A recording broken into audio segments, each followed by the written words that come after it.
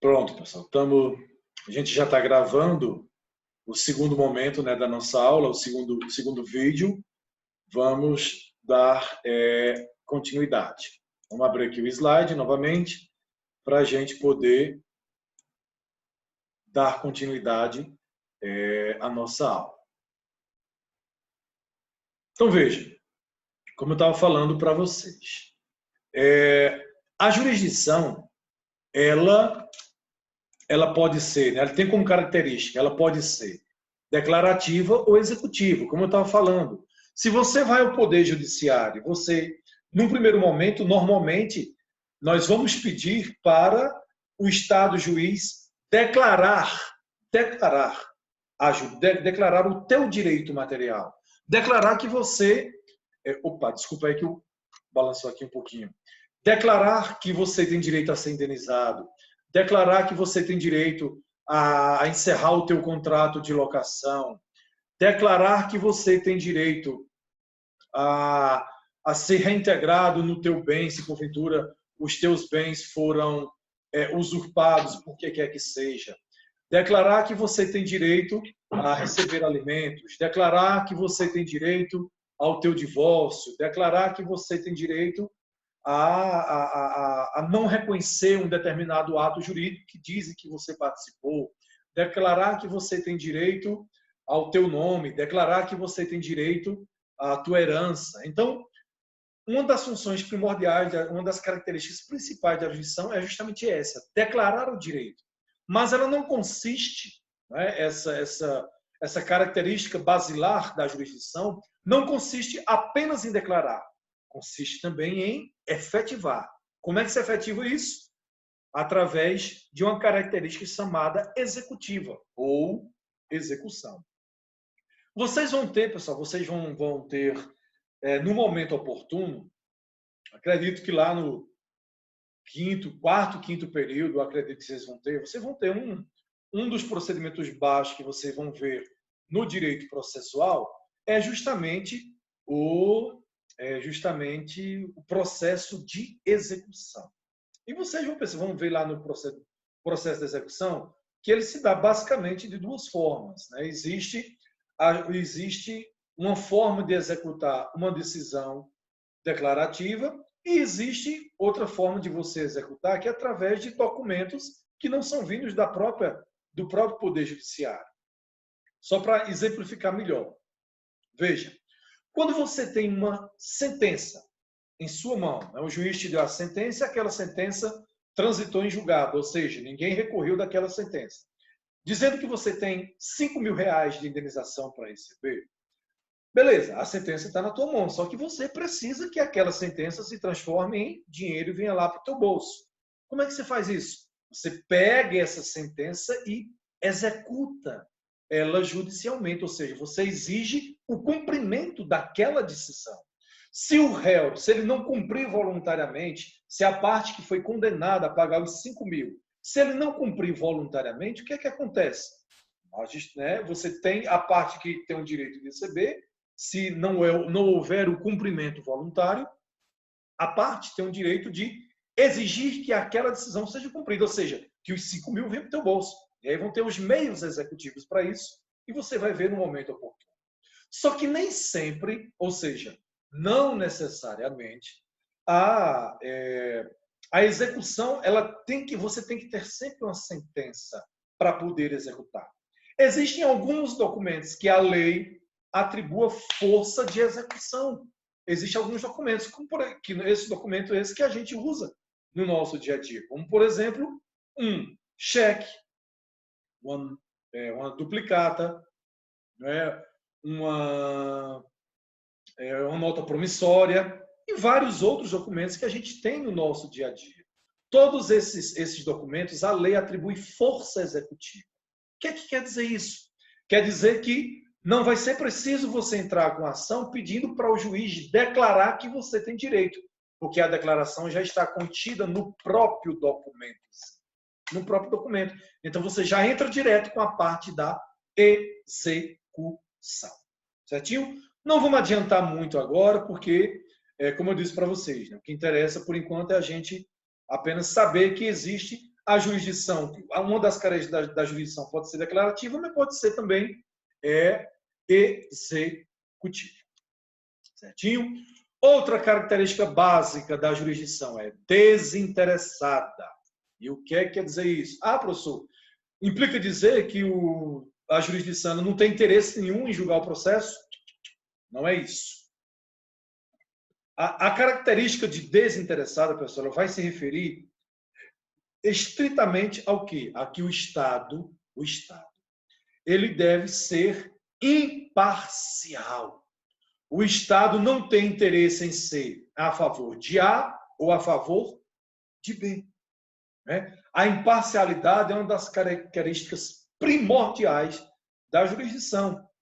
É tanto que o próprio CPC, o próprio Código de Processo Civil, a gente vai ver isso mais na frente, vocês vão ver que eles vão tratar, o CPC vai tratar das situações onde determinados juízes, os juízes não podem ser magistrados de determinados processos em determinadas situações e em determinadas ocasiões. Por quê? Porque a justiça ela é desinteressada. Não interessa quem vai ganhar é A ou B, o que interessa é que seja dada uma solução justa para aquele caso que foi posto perante o Poder Judiciário. E como última característica aqui, meninos, a gente coloca que a jurisdição... Professor, Oi, diga lá, meu filho. qual a diferença de desinteressada para imparcial? A imparcialidade ela é específica do juiz, ela se refere à pessoa física do juiz. Essa característica de desinteressada se refere à própria jurisdição como um todo, o poder estatal como um todo. A imparcialidade, Adeilton, ela é do próprio magistrado. Então, o magistrado tem que ser imparcial, ou seja, o magistrado, pessoa física. Ok, então, no caso, algum tipo de interesse é o que causaria suspeição? Isso, suspeição e impedimento também. Né? Existem algumas situações de suspeição e impedimento que a gente também vai ver isso bem direitinho lá na frente. Beleza, meu querido? Então, ó, só recapitulando, o desinteresse, essa característica de desinteressada pertence à jurisdição, mas a característica de imparcialidade um bem ligado ao outro, mas a imparcialidade está estritamente ligada ao juiz togado, ao Estado juiz enquanto pessoa física. Certinho? E para finalizar aqui, né, a gente tem como última característica a provocada. A jurisdição tem que ser provocada. O que significa isso? Princípio da inércia. A gente tratou disso em sala de aula. Princípio da inércia. A jurisdição é parada, estagnada. Quando, como eu disse, né, um juiz vai passando na rua e vê um abarroamento de trânsito acontecendo, né, um carro bateu no outro, e o mesmo juiz percebendo, mesmo ele tendo visto que alguém teve culpa exclusiva no acidente, o juiz não vai parar o carrinho dele e dizer, olha, eu vi o que aconteceu, quem tem direito é fulano, fulano, e pronto, está resolvida a causa. Não é assim que funciona. A jurisdição é inerte. Você tem que ir lá, bater na portazinha do Poder Judiciário, exercitar o teu direito de ação através de um processo. Por que tem que ser assim, professor? Porque a jurisdição é inerte. A jurisdição tem que ser provocada. Essa é uma das características basilares e primordiais da jurisdição. Alguma dúvida por enquanto, meninos? Além de todas, nenhuma. Para variar, né? Vamos lá, continuando. Princípios basilares da jurisdição. Ó. Só uma coisa. Diga lá, meu filho. Esses que o senhor está explicando, mas não tem um tópico, tem algum material de apoio para a gente ler e esclarecer mais alguma dúvida, ou a pesquisa fica por conta? Não entendi, diga de novo. Por exemplo, aí, quando o senhor põe as características aí da jurisdição. Sim, sim. O senhor explicou aí tal, mas aí não tem nenhum tópico aí escrito. Aí a minha pergunta tem algum material de apoio que faça essa explanação por completo do slide? Vão ter os livros, né? Os livros que a gente indicou para vocês, inclusive eu até mandei um bom material, né? Eu mandei para vocês. Pois pelo tá, é grupo o do que já WhatsApp. está lá no centro, né? É o que está lá Alguns no que... site. Então, esse material que já está no site? Não, no site eu só coloquei esses slides, mais nada. Ah, pois tá. Não, Esse tranquilo, tá material eu bom. mandei, meu querido, salvo engano, faz uns 20 dias. Eu mandei um bom material, mandei vários vídeos aulas, mandei um livro aula também, inclusive da Não, FVG. Eu você mandei mandou pelo no, grupo do WhatsApp faz muito, acho que tem uns 20 e poucos dias. Tá Mas eu bom, vou tentar procurar para localizar reencaminhar aqui. novamente. Pois tá. Obrigado, senhor. Beleza? Valeu. Eu vou procurar e reencaminhar novamente. E Tá tudo, bom. todo esse conteúdo, meu querido, tem lá. A gente vai procurar ficar mandando para vocês, certo? E eu vou Pois tentar. tá. Eu não sei se tem, mas eu acho que eu vou tentar conseguir algum. Eu não sei se a Alisson tem. Acho que não sei se a Alisson. Acho que a Alisson já está, a Alisson está online, está na aula, né? Acho que sim, né? Porque eu não consigo ver Sim, todos. professor, porque estava silencioso aqui. Ah, beleza, beleza. Ah, você conseguiu baixar algum daqueles livros que eu indiquei, meu querido? Você conseguiu em PDF ele? Porque eu dei uma procurada e não consegui ainda. Algum Eu dos livros baixei que eu indiquei. alguns. Eu baixei alguns e mandei lá no grupo. Pronto, beleza. Por exemplo, olha, quais são os principais livros que a gente adota, né, meninos? O de Humberto Teodoro Júnior é um dos principais. O de Elpidio Donizete também é um dos principais que eu adoto. Se conseguir baixar quaisquer, eu vou tentar ver algum desses aí. Mas mesmo que eu não consiga algum desses aí, principalmente Humberto Teodoro e Elpidio Donizete, no todo e qualquer livro de teoria geral do processo vai ter todo esse material aí, viu, Davi? Pode estar sossegado, meu querido. Tranquilo, Beleza? tudo bem. Beleza, beleza. Professor, Oi, se minha puder querida. realmente, se puder realmente reenviar, eu agradeço, porque eu acho que quando eu entrei no grupo, eu não peguei esse material dessa Pronto, É porque beleza. teve uma atualização. mudança de grupo aí também, né? Aí perdeu um bocado Isso, de vou coisa aí. enviar. Pode deixar que eu vou enviar novamente. O mesmo material que eu já Obrigada. enviei, eu vou enviar novamente, viu, Priscila? Obrigada, professor. Por nada, minha querida. Então, vamos lá. A gente parou aqui, acho que foi assim, princípios. Ó, vamos lá. Princípios da jurisdição. Né? Olha que nome interessante aqui. Juiz natural. O que é que a gente pode entender por juiz natural? Ora, a jurisdição, meninas, ela é exercida, né? O Estado exerce a jurisdição através de um juiz togado, através de uma pessoa física. É tanto que nós chamamos o juiz de Estado-juiz, Estado barra juiz. Por quê? Porque o Estado-juiz, ele é a personificação do poder estatal numa pessoa. E essa pessoa é quem vai ter o poder de exercer a jurisdição. Então, veja, eu preciso, para que exista a jurisdição, eu tenho que ter um juiz natural, ou seja, um juiz com atribuições, um juiz devidamente investido, um juiz que tenha atribuições e competência para analisar o meu processo. Então, por exemplo, se eu moro na cidade de Arco Verde e eu estou me divorciando do meu esposo, da minha esposa, do meu companheiro, eu estou em processo de um rompimento, de um enlace matrimonial, de uma sociedade conjugal. Então, veja, se eu estou procurando fazer o meu divórcio, se o meu companheiro ou minha companheira, meu esposo ou minha esposa não quer aceitar as condições do divórcio, se o meu companheiro ou esposa não quer aceitar as condições, e eu moro em Arco Verde, e meu companheiro, minha companheira, esposo ou esposa também mora em Arco Verde, então eu vou ter um juiz natural para julgar, para pronunciar a resposta que o Estado precisa me dar.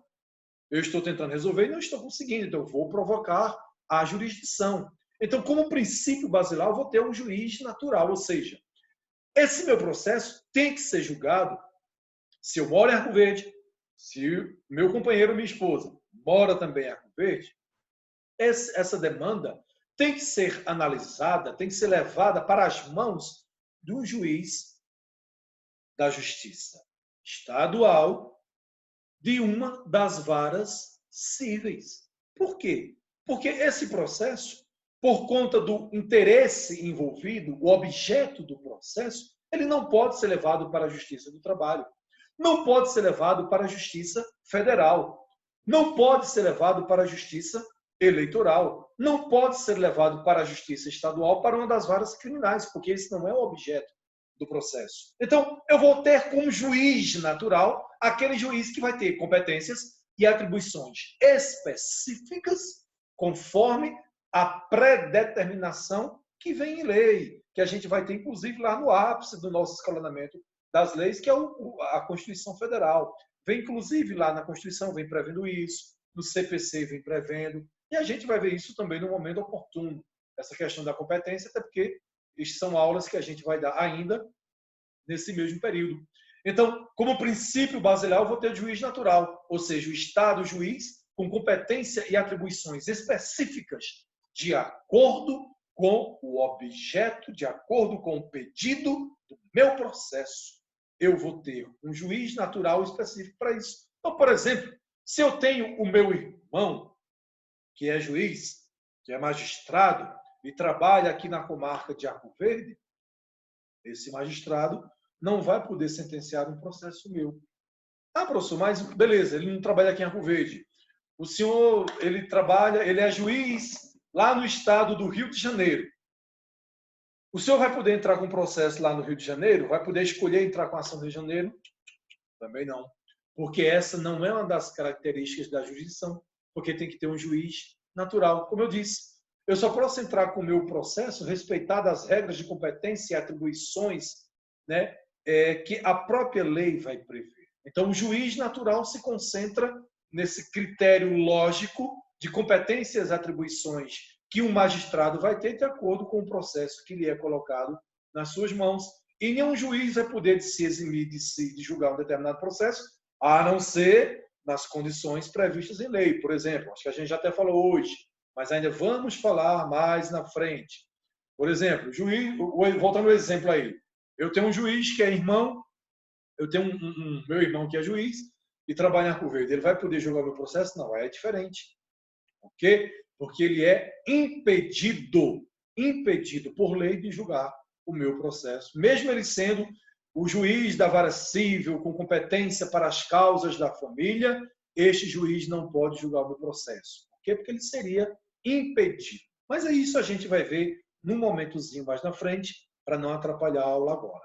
O que interessa é saber que o juiz natural é aquele juiz com competências e atribuições específicas para analisar determinados processos de acordo com as regras de competência territorial. Professor, diga lá, Luiz. Mas nessa questão territorial, pode-se iniciar em um lugar e ser conclusivo em outro, não é isso? Em questão da jurisdição. Porque se, exemplo, aconteceu um exemplo, um problema processual, teve uma ação aqui em Arco Verde, foi dada aqui em Arco Verde, mas só que quem é competente para ir para julgamento ela é o juiz daqui, da vara daqui, não é isso? Na verdade é o seguinte, juiz competente você só vai ter um. Imaginemos, Luiz, que você entre com um processo na comarca de Pesqueira, por exemplo, mas o processo não era para ser dado entrada em Pesqueira. A competência do processo era do juiz da comarca de Arco Verde. Então, veja, embora você tenha entrado com esse processo lá em Pesqueira, o juiz natural não era o juiz de Pesqueira, era o juiz de Arco Verde. Então, esse processo vai ser o quê? Remetido para Arco Verde, tendo em vista a incompetência do juiz. Então, em situações dessa natureza, pode ser sim que ocorra. Mas perceba, não existiam aí dois juízes naturais, só tinha um juiz natural. É porque você se equivocou quando entrou com o processo lá em Pesqueira. Então, o juiz de lá pega aquele processo que ele reconhece que ele não é o juiz competente, ele não seria o juiz natural, e remete para a comarca que é competente. Certinho? Então, não existem dois juízes naturais, tem apenas um único juiz natural. Clareou? Tranquilo, professor, clareou sim. Beleza. Então, vamos lá. Investidura. Então, para que a gente fale em jurisdição, eu tenho que ter um juiz investido. Professor, o que é um juiz investido? É um juiz dentro de um vestido? Poxa, assim era muito engraçado. Não é um juiz dentro de um vestido. A investidura num cargo público, ou seja, a jurisdição só pode ser exercida por um magistrado investido. Ou seja, o cara tem que ter sido aprovado num concurso público de provas e títulos, promovido pelo Poder Judiciário, de acordo com as suas atribuições e competências, e esse cidadão tem que ter sido aprovado do concurso, tem que ter sido admitido dentro dos quadros, tem que passar pelo seu treinamento e, finalmente, ser empossado como juiz titular ou substituto, né, de uma determinada comarca ou vara para onde ele vem ser encaminhado. Mas enquanto se o cidadão não for investido, não há o que se falar em juiz. A jurisdição ela é exercida por um magistrado investido no cargo de juiz. Enquanto não houver a investidura no cargo, não há o que se falar em juiz competente. Tem que ser investido num cargo. Princípio da improrrogabilidade. Olha só, a gente já deu uma faladinha sobre isso hoje, né? A jurisdição não pode ser prorrogada, ou seja, eu não posso simplesmente dizer, olha, a gente já falou disso hoje, eu entrei com o meu processo de maneira equivocada lá na comarca de Sertânia. Então, eu entrei com o meu processo na comarca de Sertânia. Mas, na verdade, o processo era para dar de entrada lá na comarca de Arco Verde. Não tem um jeitinho de esticar isso, não. Ou seja, não é tão pertinho, né? Sertânia e Arco Verde, são tão próximos ali uma da outra. Não tem como prorrogar essa distância de forma alguma. A jurisdição ela é improrrogável. Mesmo sendo vizinho, mas, por exemplo, aqui a minha cidade, Princesa Isabel, nossa cidade aqui, Mindiquele, nós temos, a nossa cidade ela é extrema, ela faz divisa com o estado de Pernambuco. E nós temos um distrito aqui, isso é muito comum acontecer, né? Acho que muita gente conhece esses exemplos. Nós temos um distrito aqui onde a metade do distrito é Paraíba, outra metade é Pernambuco, ou seja, uma parte de um município, de uma comarca, outra parte pertence a outra comarca, inclusive outro poder estatal totalmente diferente. E o que acontece? Isso pode gerar conflitos, mas tem como esticar? Não, mas a minha rua é tão pertinho, é só uma rua de distância. Tem como eu entrar com o meu processo? Eu moro aqui do lado do Pernambuco, mas eu posso entrar com o meu processo na Paraíba, porque é tão pertinho, é só uma rua de distância. Pode acontecer isso? Não, em hipótese alguma. Princípio da improrrogabilidade. Continuando. Princípio da indeclinabilidade. Vixe, Maria, até eu me atrapalhei agora. Indeclinabilidade, ou também conhecido como princípio da inafastabilidade. Ou seja, um juiz, quando receber um processo, quando ele olhar para o processo e dizer, não, esse aqui é complicado demais, não tem como eu resolver esse caso não, porque eu não entendo nada disso. Eu vou me eximir aqui de julgar esse processo e quem quiser que julgue. Nenhum magistrado pode fazer isso pelo princípio da inafastabilidade ou da indeclinabilidade. Por quê? Porque nenhum magistrado pode se eximir de julgar qualquer processo que seja dentro da sua competência, dentro das suas atribuições, dentro da sua circunscrição, né, do poder que ele exerce. Nenhum magistrado... Professor? Oi, meu querido, diga lá. Nesse caso, ele não pode se declarar incapaz de julgar, no caso, se eximir da responsabilidade de julgar, mas ele pode se declarar, como é que eu posso dizer? Isso é muito comum a gente ver em filmes e séries, assim, incapaz no sentido de ter algum envolvimento e não poder ser imparcial na decisão, sim. Aqui no Brasil. Isso, pode, nesse caso pode. Nesse caso são as duas situações, a gente já até falou rapidamente hoje, são as situações de suspeição e de impedimento. Em algumas situações, o juiz ele é suspeito. Por exemplo, o cara é um amigo, é compadre, o juiz é compadre de uma das partes. Não pode, por algum. Ou então é parente próximo, né, certo? Então, tanto numa situação como noutra, e a gente vai ver isso mais na frente, como eu falei, mas é possível sim, viu, querido? Ele não pode dizer que não tem competência no sentido de ele achar que a causa é complexa de julgar, ou que ele desconhece a matéria, ou que ele não sabe se existe lei regulando a matéria. Isso ele não pode fazer em hipótese alguma.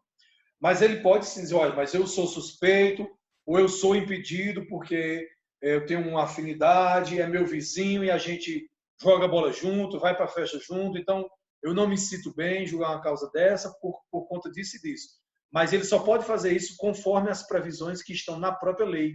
Dentro do próprio CPC, a gente vai encontrar essas hipóteses. Beleza, meu querido? Mas vai ter tempo para ver isso lá na frente. Mas ele pode sim, nessa situação específica, agir como você disse. Entendido? Professor, Oi? no caso, a ambiguidade, ela se encaixa, né, nesses princípios de jurisdição de processuais? Mas ambiguidade em que sentido, Luiz? Porque assim, ambiguidade é uma coisa dúbia, né? Ambiguidade significa agir de duas formas distintas, de formas diferentes. Ambiguidade em que sentido aí? Só para eu entender um pouquinho melhor. Um exemplo, é porque vai muito... Porque eu fiz uma atividade, que ele passou uma atividade, mas é porque é penal, vai meio que atrapalhar. Mas mesmo assim eu vou fazer minha pergunta. Não, mas pode dar o exemplo, não se preocupa não. Um exemplo, se nesse caso aí, começou aqui um processo, começou aqui em Pernambuco e se firmou em Alagoas. Aí, no caso, nessa parte dessa ambiguidade que eu quero perguntar, é que se a jurisdição, no caso daqui, pode... algum dos dois ambos podem ser... como é que eu posso dizer? Encontrar a palavra aqui que eu possa dizer, possa julgar, algum dos dois, ambos podem julgar, porque no caso se começou aqui e se firmou em Alagoas, começou em Pernambuco e se firmou em Alagoas, um processo. Aí no caso os dois são competentes para se firmar esse processo? No caso, Luiz, no caso do processo civil, não tem essa possibilidade, não.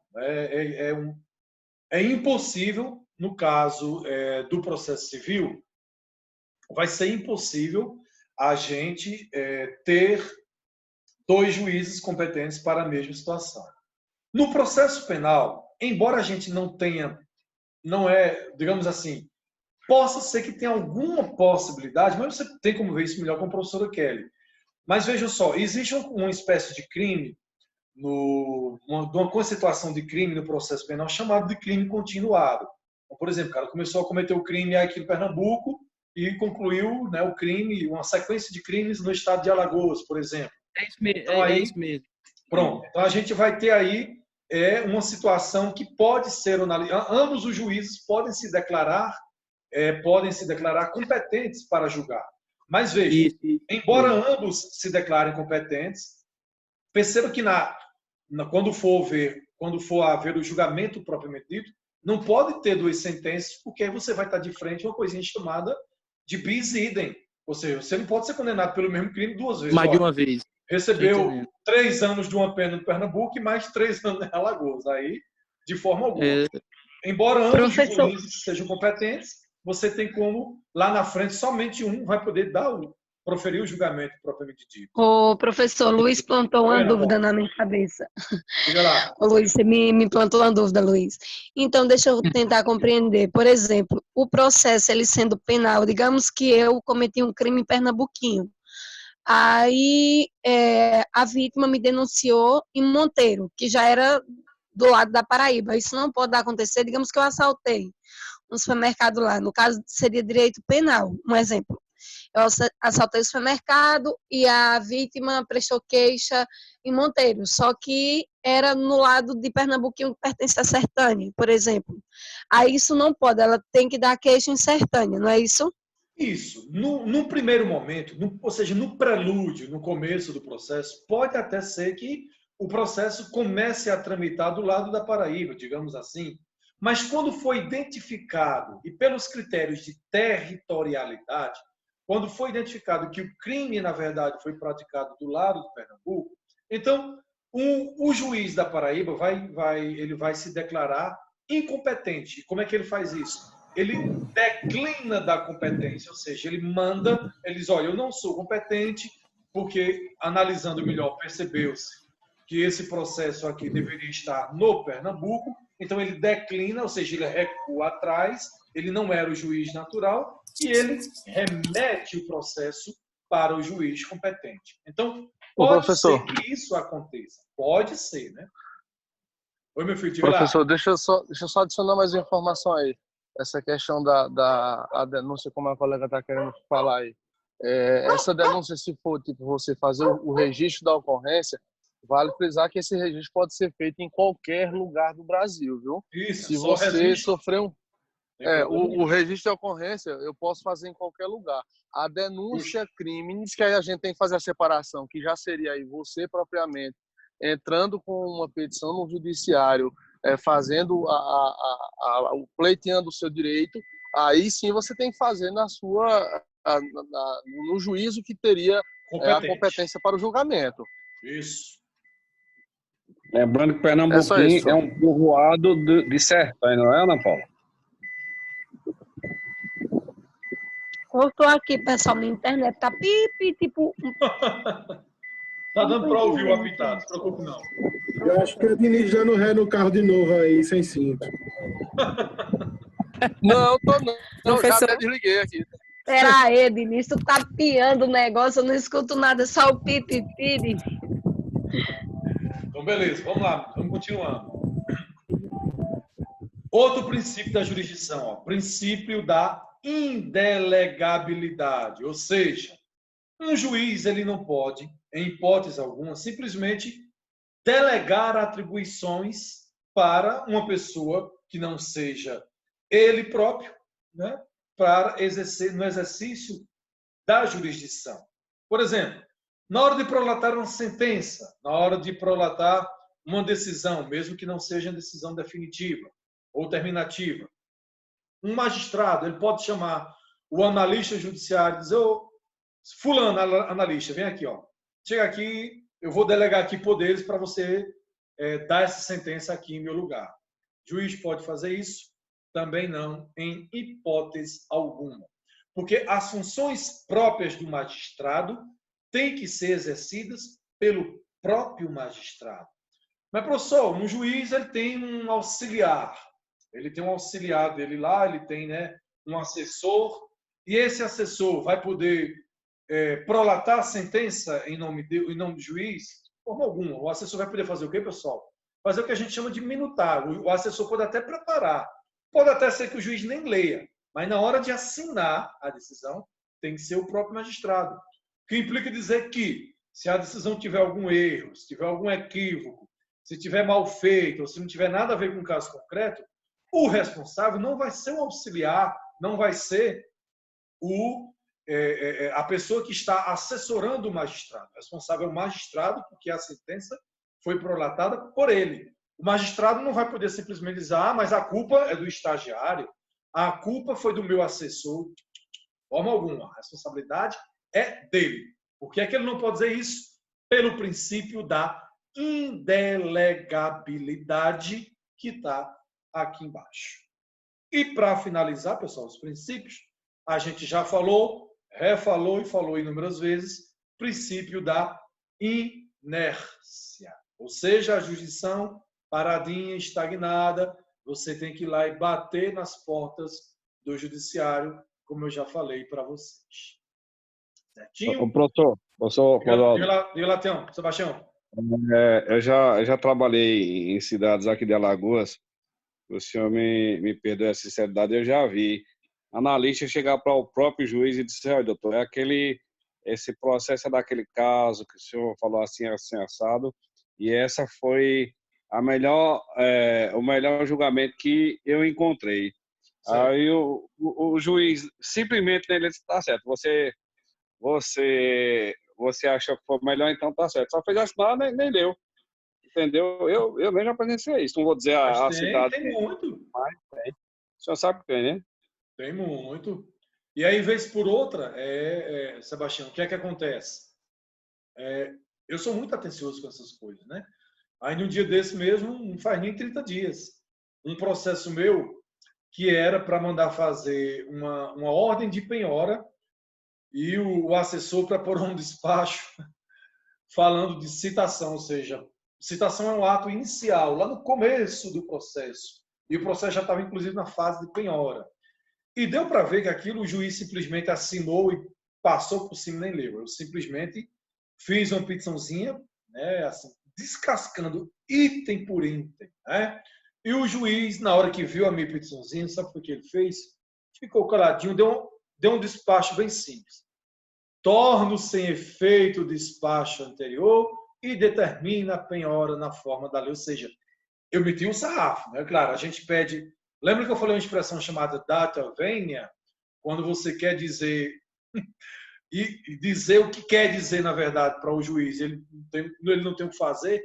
Em contrário, foi como fiz isso. Data venia, voz magistrado, mas o processo encontra-se nesta fase, tal, então percebe que esse magistrado não teve a cautela, não se atentou à fase do processo correta, o que gera um prejuízo para a parte, é inadmissível. Fiz uma petição de umas 3 laudas, descascando ao extremo do extremo.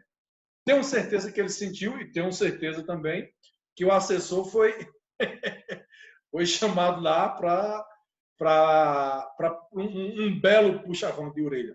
Mas acontece muito, Sebastião. Muito, muito, muito isso mesmo. Mas como eu disse... Infelizmente, né, professor? A gente Infelizmente. percebe... Eu vou dizer que eu fiquei estarrecido, porque eu digo, o analista dando a sentença pelo juiz e o juiz concordando com ele, não, você achou o mais correto desse julgamento, meteu a caneta lá, não quis nem ler, eu nem imagino. Coitado do réu, né? Coitado do réu, ou sei lá, o privilegiado, não sei qual a maneira de dizer, mas... Mas a grande maioria dos fóruns aí ocorre isso aí, viu? O assessor ou quem tiver lá responsável por fazer as sentenças lá com o juiz é quem toma de conta de tudo. A maioria dos juízes não estão nem aí pra porra nenhuma. Com certeza. É assim mesmo. Olha, inclusive eu vou finalizar aqui o meu comentário. Inclusive, eu já vi assessor chegar para o delegado